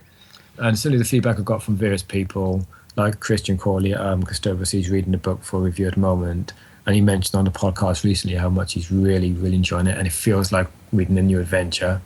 So when I heard that, I was like, cool. If everybody has that opinion, then we've achieved what we want. Yeah. So I was just going to say that actually, with you saying about all the different reprints of books, it's nice to have something fresh. Rather than just getting the same stuff over and over again. It's lovely to have something, like you said, a new adventure to actually dip into. And obviously with a character like the Brigadier that's so loved as well. Yeah, it's fantastic. The Doctor Who fans do tend to be readers as well. Yes, definitely, yeah. It does seem to entice readers into its family, whatever you want to call it. So there's obviously a market there. And I'm surprised that nobody's actually thought, there's a market here, let's jump in there. So yeah, I must say, I thought that actually, and I was, like you said, when like you said, you came out of nowhere a bit. It was when they were first announced. I was like, whoa, where's this come from? And it was a kind of like you just said. I was thinking, I'm amazed no one's thought to do this before. Actually, yeah. So I'm pleased you've done it. It's a weird one, isn't it? Because when you look at all the Doctor Who books that are still being released unofficially. And there's lots of reference stuff and what have you, biographies and all that kind of stuff, but nobody's ever thought to license a particular character or whatever. Yeah. I don't know. But I suppose it's going to be a tough one. How many characters from Doctor Who has that saleability? You know, Yeah, that's true. you know, you got certain companions, but then they're owned by the BBC, so that creates all kinds of fun. But then those that aren't owned by the BBC, there's not a whole load of them that are big enough to probably carry this sort of thing. Not the Melanie Bush years or anything like that. Then Or Dead as a Dodo. the Trap Tales or. Come on, I'm giving you gold here. Quality. Well, another thing we're hoping to do, again, it's nothing official yet, but we are definitely looking into it, is doing the Professor Travers adventures. Oh, cool. We love Professor Travers, don't we, Gary? Yeah, he's We're awesome. kind of thinking of doing a nice old, what's that thing? What's it? Boyzone. You know the Boyzone adventures. I'm sure you've heard of them. Remember? Yeah. Yeah. They're basically like, kids' adventures or adventure stories going out. You sort of teach kids stuff a bit as well about mythology or whatever. And Travers is obviously the guy to do it, because even before Abominable Snowman, and certainly in the 35-ish year gap between the Abominable Snowman and Web of Fear, he must have been out there and doing all kinds of exploration, because he was an anthropologist when he started off. Yeah. So there's lots of fun. We could have him as like the doctorish character, and he has little kids going on little adventures or whatever. So that's kind of what we're hoping to do as well at some point. So That'll be cool. that would be a nice little sideline. Yeah. So, I mean, Travers obviously is going to pop up in this series anyway, because, we've got the rights to him, so it'd be stupid not to. Yeah, I love that. I like the fact he's going to be in it. I saw that on the little brief on the website. Yeah. Good character. Yeah. And Anne Travers, of course, is going to be the guest, the co-lead with Leffer Stewart anyway. Right. So she's going to become his foil. Like he was the foil to the Doctor, she's going to become the foil to the Brigadier. But again, like all these other characters we've got, we're going to be building it gradually. We're not going to just throw everything together at one time. We're going to build it up and just create things bit by bit. Because, we've got lots of time to do it in, so let's do it. So, I think it's you mentioned using a lot of the cool characters, and I think it's great that I hope this doesn't give too much away, but I'm really glad that you brought Driver Evans into the story. That was entertaining, because he's very stereotype Welsh. Yes. Yes. I'm a Welsh myself. I don't sound it, but I am. So writing for him was really fun, because as a Welshman, I would never go out to write a stereotypical Welsh person, because it is a stereotype and it's not very true. But back then, that was the perception of these characters. Yeah. And since it's that character, it had to be that stereotype. Otherwise, it wouldn't have been the same character. I see. Yeah. So I'm like, right, okay, that's the point we got to start from. But we got an arc for this character as well. And so I'm like, well, we'll start off as he is still the stereotype he was in Web of Fear, and gradually we can build him from that, turn him into a real three-dimensional character. Cool. We have to start off from where it was. And he's a good laugh. I'm sure as I say, you both probably read that scene in the hospital. Yeah. Yeah. That was really good fun to write, because it just seems so him. He's such an insubordinate git. Let's bring a nice bit of humour into it. Yeah. Yeah. Yeah. If I need a toilet, then hold yourself. Yeah. He's a great character. I really liked him from Web of He Fear. comes back at the end of the book as well. Oh, cool. Yeah, he'll pop up over the next few books. That's awesome. Right, so plug time. Just give us those dates again of when the book's going to be released. There's 3, isn't there? Okay, so if you pre-order it from the Candy Jar website directly before the 22nd, so you've only got a few days now, you will get a signed copy sent straight to you before it's officially released. If you order from Amazon, you won't get it to the 26th, because that's the date they've set up. If you wait until the Who Shop, that's on the 28th, is a launch, you'll come and you can meet Terence and get it signed and stuff. And I don't know how the Who Shop works, but I imagine if you already bought it and you bring it with you, we'll sign it anyway. Oh, cool. Just buy something else from the shop. There's plenty of good stuff in there. There is. It's Aladdin's cave in there. Right. I could lose days. Yeah, and of course Terence is there, and I guarantee they're going to have loads of Terence Dick stuff there. Yeah. Oh, and I forgot to mention, not only is me, Terence, Hannah going to be there, and whoever else, but Dave McKinty's popping down. Oh, wow. Nick Wilson will be popping in as well. An author from Batch 2 will be popping by. Unfortunately, Lance is in America now, so he won't be able to pop by, which is a shame. so they can sign it too, because at the back of the book there's previews for all 4 books. I saw that. Yeah, that's cool. Yeah. Like there's a scene from the next 3, so they could always scribble all over that if you want them to. and of course, if the Who Shop have got any McKinty, Walters, Terrence Dick stuff, buy some and they'll sign those for you too. So, even if you already got the Forgotten Son, you can still come along and get stuff signed. Yeah, bring it down and you can buy some... We'll sign everything, we don't care. Oh, cool.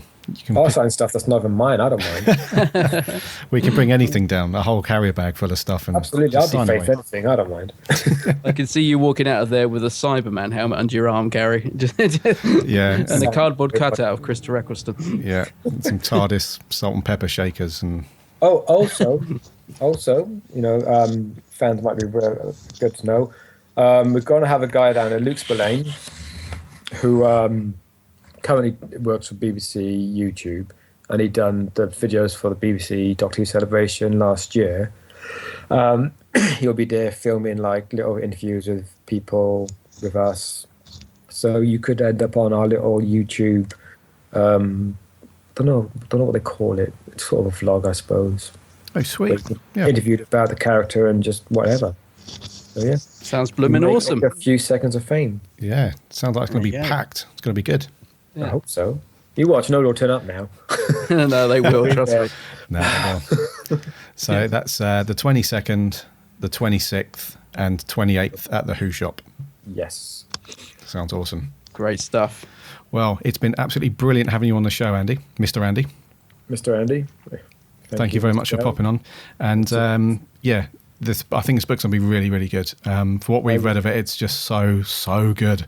I can't wait. I was just going to say, I didn't want to be too just because you're on it, but genuinely, really, really enjoyed what I've read so far. So, onwards and upwards. Can't wait for the rest. Really good. So, you think mine's read Lancers? You were like, that first one was rubbish. I'm looking forward to it coming through the letterbox. Mine's pre-ordered and on its way. Mine too. I should have brought a copy up with me and I could have wafted it and gone, look at it. Doesn't it look awesome? It does. Yeah. We can look at your Twitter feed to see all your pictures of it. Yeah. I'll tell you, mate, when it arrived at the shop, I was like, yeah, this is actually kind of... Oh, I bet that's brilliant, actually, that moment when it first arrives and you're like, there it is, done. No going... I'm kind of... I don't know. I try to distance myself from it a little bit, so I'm flicking through it and I'm like, gosh, did I really write all that? Weird. Even now, and I think if I ever lose that, then I'm going to stop doing it. But as long as I can keep that feeling, I'll keep on writing. Awesome. Because I don't think you should ever lose the fun of what you're doing. No, definitely not. No. So The Forgotten Son, Andy Frankham-Allen, is out 22nd, 26th and 28th. Is that right? Yeah. Yeah. Catch you on one of those dates. Indeed. Cheers, Andy. Thanks very much, Andy. Good stuff. So thanks very much to Andy, and I'm genuinely looking forward to getting my copy of this book and finishing it. So how about you, mate? It's going to be good, isn't it? It's going to be awesome. Yeah, what a nice guy. What a nice guy. Yeah, it was a really, really great chat, actually. Really good. Yeah, he certainly knows his stuff. He does. Where it concerns the brig. He does. Well, and more, actually, because I consider myself quite a big fan, but even there's a couple of little bits I was thinking, I don't know this. Like he was talking about the books, wasn't he? About the Virgin books and stuff, which I never really got into at the time. And I know they're quite a big thing. They sort of filled in a big gap of Who when it wasn't on. So I sort of always feel like I was thinking, oh no, I don't know about this. So I might have to go and search around some of the local charity shops, see if I can pick some of them up as well. Yeah, good idea. I do love my books. I've got so many books. Anyway, but yeah, really good to talk to Andy. Thanks. Yeah, nice Thanks for jumping on, Andy. So, review time. Yes. Indeedy. And this week it is The Visitation. Have you seen the sky? It's beautiful. Strange lights in the sky never bode well for the future. Is that supposed to be Heathrow? Well, actually, they haven't built the airport yet. We're about 300 years early. You must be new to the world, sir. Have not you heard? There is plague. Where? Everywhere.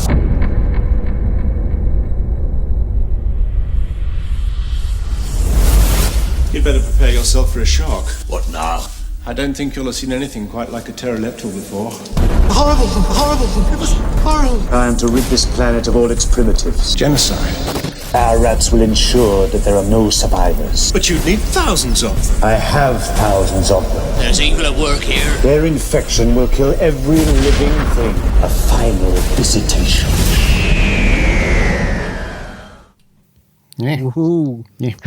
Michael Robbins does make me laugh. Even in that trailer, I was having a little chuckle to myself because he's very, playing the theatrical, isn't he, and all this sort of thing. Yeah, I was going to mention that later. Yeah. Before, remind me later that there's something I want to mention about the guy who played the lead, Pteroleptil. Oh yes. There's something about his voice in that little trailer that the BBC America did versus what he actually sounds like in the show. Quite different, but intriguing. So, okay. The Visitation, Davison. Era. Yes, Davison. We haven't done Davison for a while, have we? Yeah, 1982, 4 episodes. Yep. And part of series 19. I almost said it then. You nearly said season, didn't you? I nearly did. Yeah, I could hear it. Saved it. So in series 19, I guess this will be classed that. And I'm going to go straight off the bat, mate, and say that I really enjoyed this one. Oh, good. Yeah, Excellent. I thought this one was very cool. In not such a way that you'd think either. I mean, I really enjoyed the story. Love Davison, but there was a couple of things in this story that were so bad that they're actually very good. If that makes sense. Is one of them Michael Robbins? Yeah. Well, in a way. What's he called? Richard Mace is the character, isn't it? Richard Mace, yeah. Yeah. I was more thinking along the lines of the Pteroleptil's costume and the android costume. The glittery android? Yeah, I thought they were done so bad that I actually really enjoyed it. I thought that was one of those charming things about Classic Who, that you just enjoy that stuff, you don't let it get in the way. Absolutely. Are you tempted to get your cricket gloves out and put some nice spangly little sparkles on them? Is that what they were, cricket gloves? I think so, yeah. Yeah. But I know what you mean, actually, because the Pteroleptils, I mean, I love the sort of look of them, the design of them, but the costume looks so flimsy and it looks really sort of rubbery and awful. Yeah. But I love the look of them. I think, like you said, it's sort of it's a bit of a sort of contrast, really, because I love it, but yeah, it perhaps doesn't look great. I don't know. It's a strange one. Yeah, it's there was one thing that I did like about the costume though, and that was the effect with the lips and the mouth moving. I thought that was for its time, that was quite cool. Yeah. But like you say, the whole outfit was layers of fabric and rubber. It didn't really look like it was part of. It looked like he was wearing that as a suit, not like it was his skin. Exactly. Yeah, like the neck joint and stuff is it's very much man in a rubber suit, isn't it? Yeah. But it does kind of work. I mean, the android, I love the design of the android, the actual sort of face of it and stuff. And I like it when he's in the Grim Reaper costume. It's all quite eerie. But he is very sparkly and it really shouldn't work as well as it does. But I do like it. Yeah. I just thought, I mean, the worst bit of the story for me was the android. What the bloody hell, right? If you're gonna, oh god, if you're gonna have like a menacing android, and he's going to terrorize like the local village folk, and he's going to dress up as Death and all the rest of it. What were you thinking, making him like a glitter ball, like a disco ball, walking around on like these platform shoes, and oh my god, like what's with all the glitter? And the bright colours, and he looks like a court jester, but with a weird android head. He's very sparkly. Yeah, he's definitely very sparkly little chap. Yeah, I know what you mean. Yeah, it's very much of its time, isn't it? I mean, I can't imagine them doing anything like that now. But very much of its era. In terms of the sort of story, though, I think you're right. It's a great little story. It's a fairly sort of simple story. Is it 3 of them that actually crash land? 3 of them, yeah. Yeah, 3 of them crash land on Earth, and they're renegades, as you reminded me earlier, because I couldn't work out why they were trying to sort of, what they were doing on Earth. But yeah, so they're renegades and they just want to take over the Earth. And that's pretty much it, isn't it? It's quite a sort of simple. Yeah, there isn't much else to it other than that. And when's it set again? They land in the. Is it? Yeah, it's quite funny because they're meant to be dropping 17th century or something like that. Yeah, 17th. Yeah, because they're meant to drop Tegan. Is it Tegan or Nissa? One of them. No, it's Tegan. Yeah, to Heathrow Airport. So she, and yeah, they arrive a little bit early, like 300 years early. Yeah. So she's really miffed at that. In her kind of Aussie. How much of Tegan have you seen? Because she's a funny one. I mean, she just spends nearly every episode moaning, and it's really weird. She obviously doesn't really enjoy much, traveling around the TARDIS because she seems to always want to go home and leave. And I think there's quite a few episodes where he's trying to get her back to Heathrow and stuff. Yeah, didn't know how much of her you'd actually seen. I've seen a few. Yeah, I've seen a few now with her. She does have that. She is a bit moany, isn't she? She's the glass is always half empty. Yeah, and I kind of like that because Davison reacts really well to it, doesn't he? The friction between the two of them is pretty good actually, and I think they obviously get on well. Those two. There's always a little glimmer in the eyes between the two of them, I think. Yeah, there's kind of an opposites attract kind of thing going on, isn't there? It's yeah. But I do. She's okay. I mean, there's worse companions for sure, but she's all right. She's just a bit whingy, isn't she? Yeah. And Nissa, she's just typical Nissa, really. She just got on with it.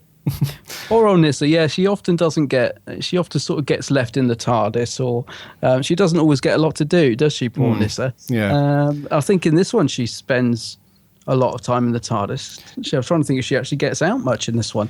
Yeah, that's all I can remember is she's in the end, the end bit. But right, because she helps. She helps explore the house near the beginning.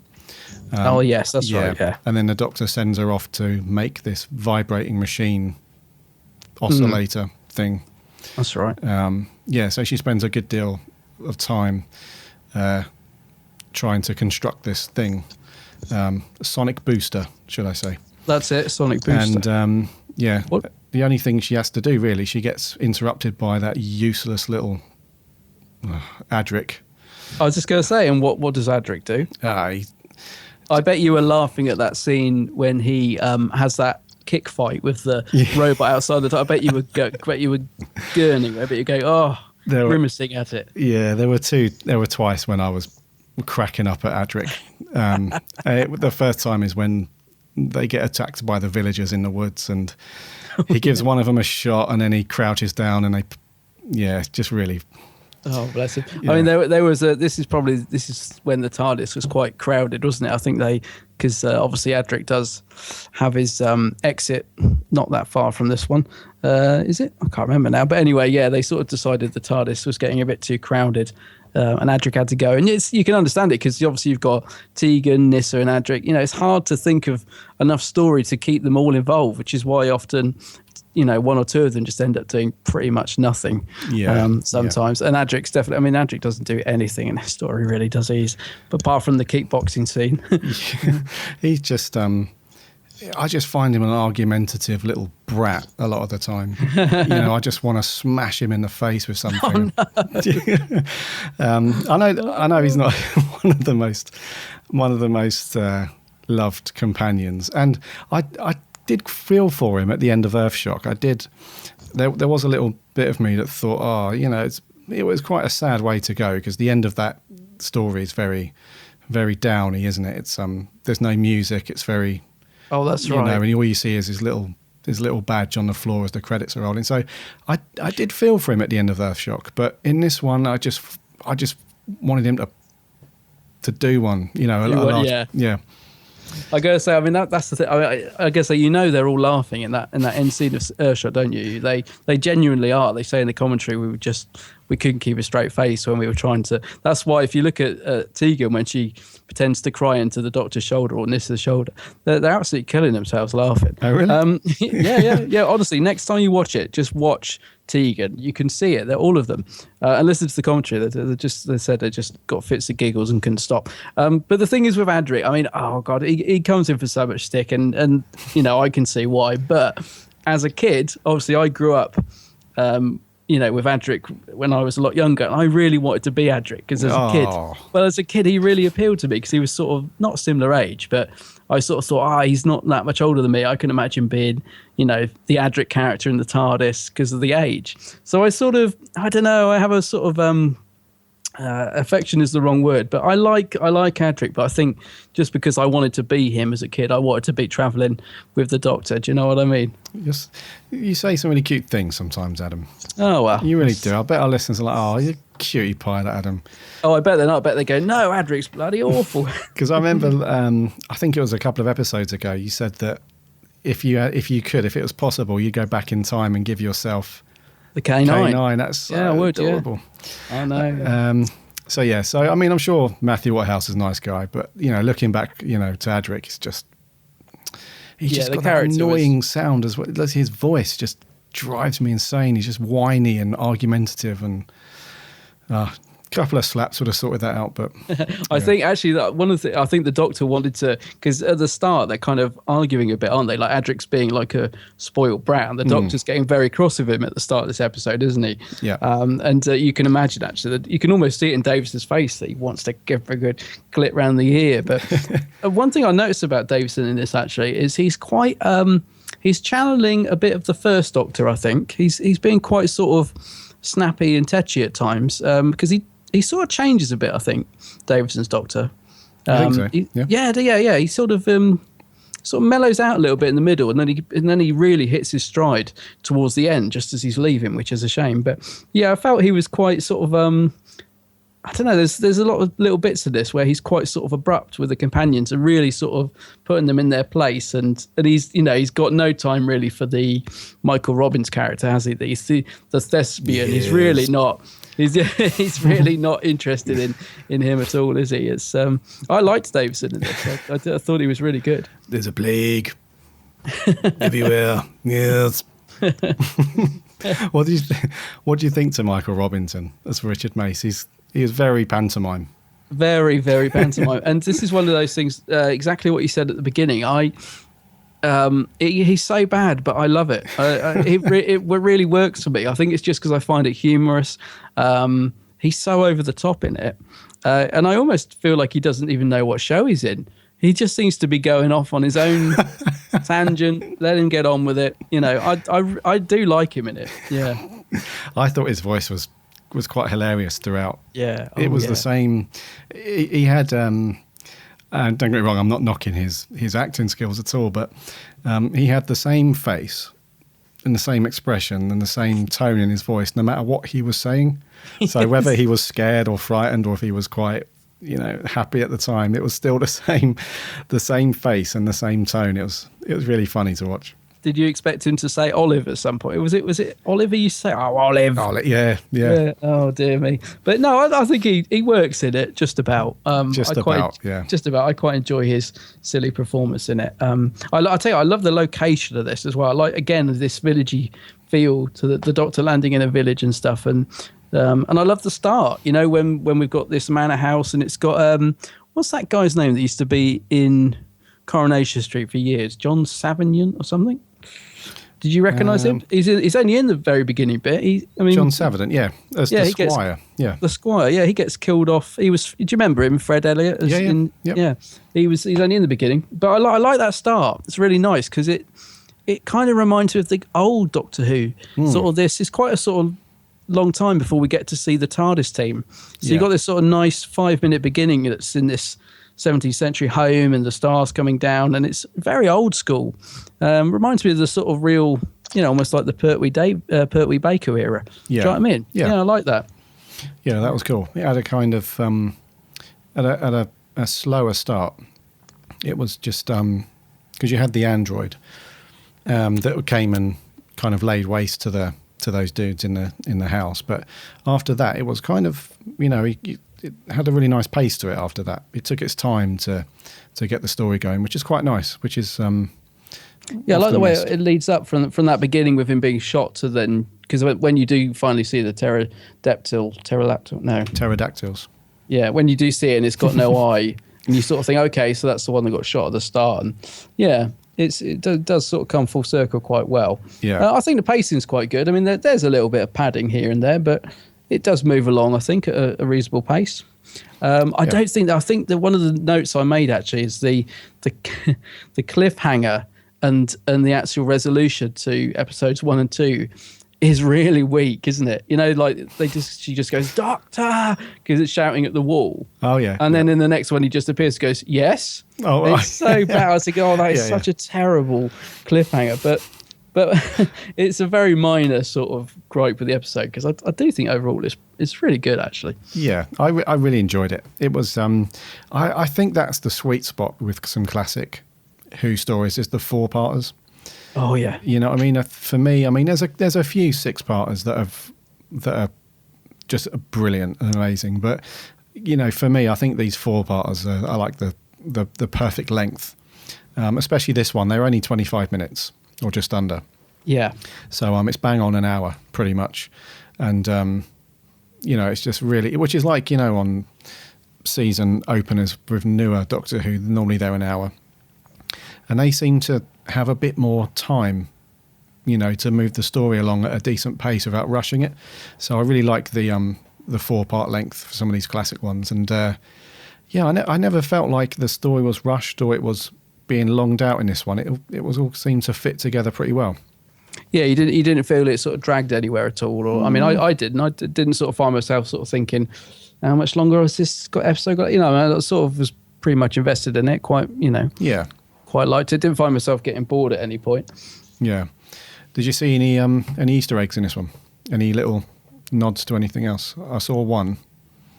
Or I heard one, should I say? No. Yeah, it's only because I'd watched it not too long short before, but at the end of Pyramids of Mars, the Doctor says that I've had enough. I've had enough of that in 1666. He done with Blaine for the fire of London. Oh right. Yeah. Yes. At the end of this, it's supposedly that's how the Great Fire of London started on Pudding Lane, wasn't it? That's right. I didn't connect that at all, actually. Mm-hmm. No. Well spotted. Is that just because you've recently watched Pyramids? Yeah, I watched it recently, and it wasn't until I saw that sign for Pudding Lane at the end of this one when I watched it yesterday. I was like, oh, nice little link. Yeah, no, that is. I must admit, I hadn't noticed that at all. That is a nice little link. In fact, I do like the whole.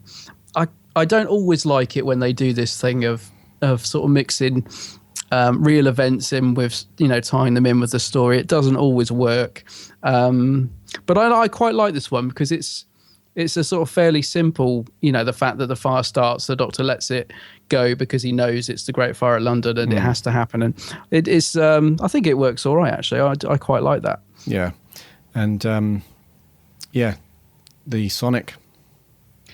Yes, I was just looking at my notes. That's the next thing I'd got as well. Drop the Sonic device, and I remember being gutted. As a kid, thinking, "Oh, I'm sure he's got a spare one in the TARDIS." But no, after the Sonic is destroyed in this episode, we don't see it again. When is it?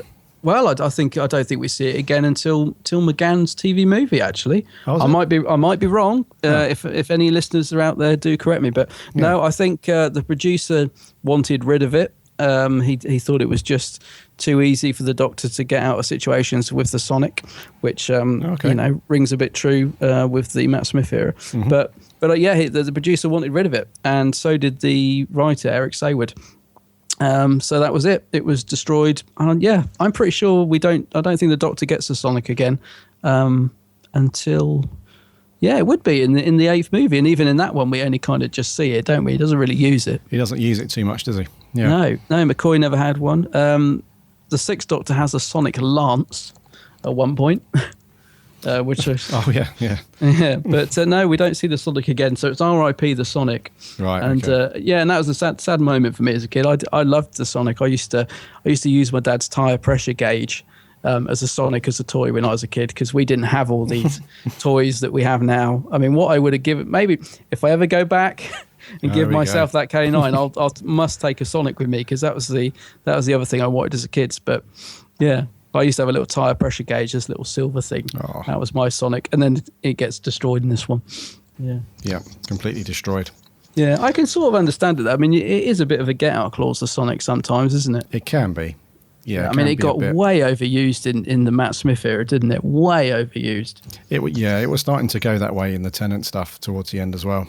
Yeah, it was really starting to annoy me after a while. I think David Tennant himself even said to RTD on a few occasions, we can't be having the Sonic come to the rescue as much as it's just not. It's not cricket. No, that's right. It's not cricket. Yeah. So, but I mean, what did you think? You like Davison, don't you? I do like Davison. Yeah, you're on board with Davison. Yeah, I think he's got some good qualities about him. Playing the Doctor, and it's just something about him. He's just I don't get bored watching the Davison ones. He's got cool, as you say, he has a few different streaks that you only see in certain stories, and this one he was very very firm, almost bossy with the companions on this one, and quite grumpy, like you say. There's some Hartnell coming through, and on some other ones he can be very funny. He's got a very comical, even in Caves of Androzani, his last one, he was fairly humorous in that. Yeah, I mean, I think that's his best performance. I love him as the Doctor in that particular story. I think he's sometimes criticised for being a bit too human. I think, a little bit like Tennant sometimes gets, and I'm not sure. I think he's just one of the more compassionate Doctors. I don't necessarily think he plays it too human. Yeah, I'd agree I with can that. sort of see why people might say that, but no, I've always liked Davison. I mean, I suppose, although when I grew up, it was Tom Baker, and then pretty much all my earliest memories of Doctor Who are Peter Davison. So in a way, he's my Doctor. He's not my favourite Doctor, but he's sort of the Doctor I grew up with. And I always liked him because I liked the fact, I think with Peter, I always felt safe in terms of his Doctor. You kind of know he's always going to look after people. I mean, there's no sort of Capaldi side to him where he might sacrifice someone to save the rest of the group. You know what I mean? Peter's Doctor's very much, you just know he's going to try and save everybody in the room. Do you know what I mean? Yeah, absolutely. He was quite a sort of safe Doctor, if you like. But I quite like that. Yeah, he's cool. Yeah. Quite like him. And we'll be looking forward to meeting him soon, won't we? Because we'll be at the Day of the Doctors only in a few weeks. So. A few weeks now, yeah. I hope he's in a good mood, because he could go either way, Peter Davison. I've met him a few times, and he's been great sometimes, and other times he's been in a bit of a strop. But hopefully, he'll be in a good mood at this one, because he is good. Review out of 10. Right, out of 10. Actually, I want to ask you first, because I've actually. I never do this, but I've written 2 scores because I can't decide. Ooh, so I'm going to ask you what your score is. It's my turn, is it, to go first? Yeah. Okay, I'm going to give this a 7.5. Right, okay. Yeah, right. I'm going to agree with you. I am being a bit of a sheep this week because I did write 8 out of 10. Yeah. And then I scribbled it out and I wrote 7.5. Oh, okay. I'm really torn between the two because I genuinely really like the story. Actually, no, do you know what? No, sorry. I should always stick with what I first wrote. So I should go 8 out of 10 because I enjoy it. I think it's a good story. There are a few bits that let it down, like you say, but they're not big things. They're just little sort of things that are from the era. So I can forgive them. So yeah, I'm going to go 8 out of 10. I really like this one. I was thinking 8. I didn't confirm that. I was sort of saying 8, 7, 7.5. And I knocked it down to 7.5 purely for 3 reasons, really. The android, which just looks utterly ridiculous. And I have no idea why the designers decided to dress the android up to look that way. It just has no relevance. 80s, man. It has no relevance to a menacing android or even a service droid like C-3PO. doesn't look as camp as this. So he the does get android- blown to bits, though, doesn't he? I mean, Nyssa does actually blow him to pieces. Yeah, which is good. At the end, yeah. So the android, the pterodactyl, the pteroleptil, he, So what I mentioned at the very beginning, because we said about his suit, it looks a bit. I didn't really focus too much on that. I kind of like that in a weird way. It's like the old classic Who, wobbly sets and crappy effects and stuff. I kind of forgive that. It's fine. What I didn't forgive though was his voice, and I don't mean the actor's voice, how he portrayed him. I mean more of the. On some of the other classic Who's where we've had a monster of some sort. When we did the Daemons. Yeah. And we had Azal, the big demon guy. Oh, yeah. Yeah, good voice. Yeah. The effect that they put on his voice was pretty much spot on. And when you've seen some other Who stories where you've had a guy in a suit, they've overdubbed his voice so that you can, they can put a bit more drama into it and make it a lot clearer. Yeah. But with this one, it was just the guy's voice literally coming through a rubber suit. Yeah, they don't treat it, do they? They've done nothing to it, at all. So it's muffled. It's like, the guy's talking away and he's trying to be quite menacing. But, do you know what I mean? Yeah, because he's got that blooming great thing strapped to his chin, isn't he? Yeah. So I can understand the budget and maybe the time, and they didn't have both of those things to go back afterwards and get somebody to do the voice again and overdub it. But, that just made me just crack up laughing a lot of the time when he was trying to be really angry because he was talking. And you couldn't really hear what he was saying because you could literally tell it was just a guy being muffled by all the suit. So anyway, what was the third thing I was going to say? Adric, yeah. Oh, he's bringing it down, is he? Yeah, he just one of these. You could tell that he was one of those kids that just didn't get enough backhanders. Do you know what I mean? There's some of the older school. God, I sound really old saying that. But, it's just one of those things where not enough discipline when he was younger. And so he got away with murder. And, it's one of these things where, Dad, can I stay up a bit longer to watch whatever? No, you can't. But Dad, that would go on for half an hour. And in the end, his dad would say, oh, go on then. Yeah, I can hear the father in you speaking now. Yeah. So he's like that with the Doctor. He's very, very bratty, very whingy, and So I think, I know what you're saying. I'm not suggesting that I give my son, any backhanders at all. I'm not saying that at all. But I don't know. He just topped off that last 0.5, brought it down to 7.5. You saying about the voices though? I was just going to say you reminded me to ask you about the American thing. That was it. That was just the voice. Yeah, so on the trailer that we played, that little snippet before we started to do, they've actually treated his voice fairly well for the trailer. So they've gone back and pulled out his audio and cleaned it up and put a little bit of echo on there, and it sounds a lot better in that little trailer. So if you just rewind the podcast a bit to where we started this review section, you'll hear the pteroleptil's voice is a lot clearer and a lot more treated, and it sounds a lot better. Oh, right, okay. Yeah. I must admit I hadn't noticed actually, but I'll look out for that when I listen back. Yeah. Yeah, I did think actually the end bit where they were melting in the fire was a little bit. I don't like that bit where you see the face popping. I found that a little bit unnecessary actually. When the in the barn at the end when it's on fire. Yeah, it almost just seemed like they were melting the suits a bit, didn't it? Let's melt them down, finish now. Yeah. But also I liked the music in it. I want to say that I kind of like the 80s. My favourite score is the Five Doctors. Oh man, I love the music in the Five Doctors, and I'm saying that now because I forgot to say it in the review at the time. I love that. Yeah. Some of the 80s music's great. Some of it not so much, but in this it's not too intrusive. I think it's just right. Yeah. Really, really good. Yeah. So we're going for 7.5 for you, and I'm sticking with an 8. Cool. Yeah, brilliant. Right, should we jump over to our awesome listeners who have given us a few thoughts on this one? I'm going to start on Twitter. We had Jim Tallin.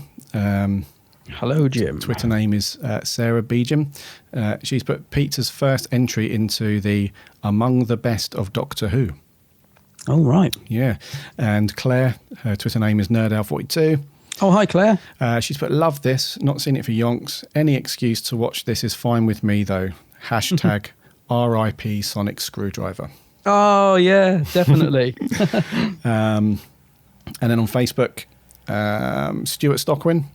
He's put, Hello, Stuart. Yeah, he's put, great. Never seen this story, so looking forward to it.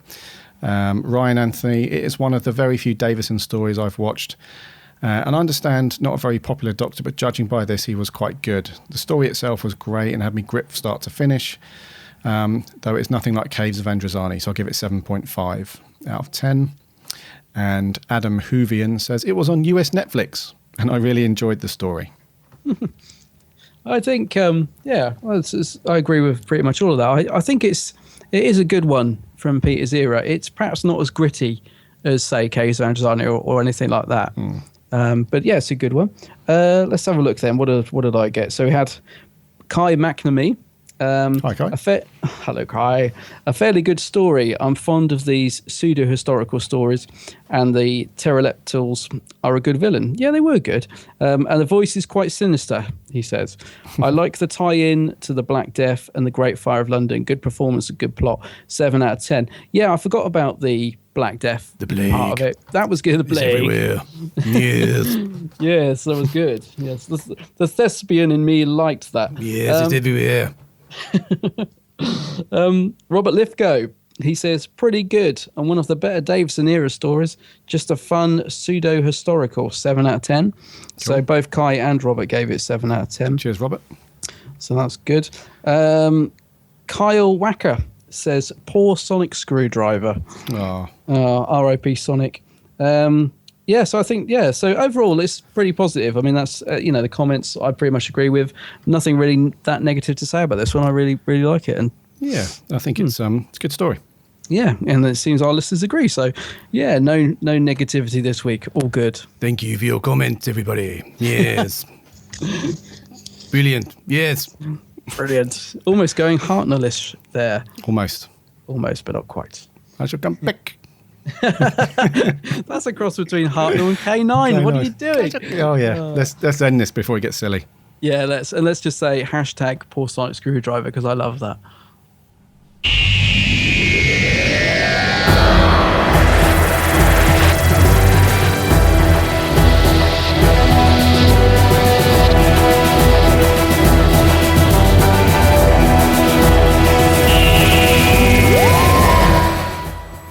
Such fun. Yeah, that was good. Such fun talking to you guys all about Who. Thank you very much to Andy Frankham Allen for popping on and doing an interview. It's that book is going to be, I mean, we've read pretty much, most of it, and I'll tell you what, mate, it's such a good book, isn't it? I was going to say, yeah. I'm about sort of quarter of a way through. I'm loving it. Absolutely, really, genuinely. And yeah, I can't wait to carry on reading it. It's really, really good. Yeah. Recommend picking it up. So get onto Amazon or Candy Jar, or go on to pop down to the Who shop on the 28th and get a signed copy from the man himself. That's it. Yeah. So thank you very much, Andy. That's very cool. The Visitation. Good story. Yes. Good story. So what's happening next week? A lot going on next week, haven't we? We have got a lot going on. We've got a commentary for you guys. So you'll be able to sit down, pop a disc in and watch it along with us, and you can hear us waffle along and we give you our thoughts. And it's going to be the 11th hour. 11th hour. Yeah. So that'll be a good one. So yeah, a bonus podcast. Bonus show next week. It'll probably go out to you guys on Monday or Tuesday next week.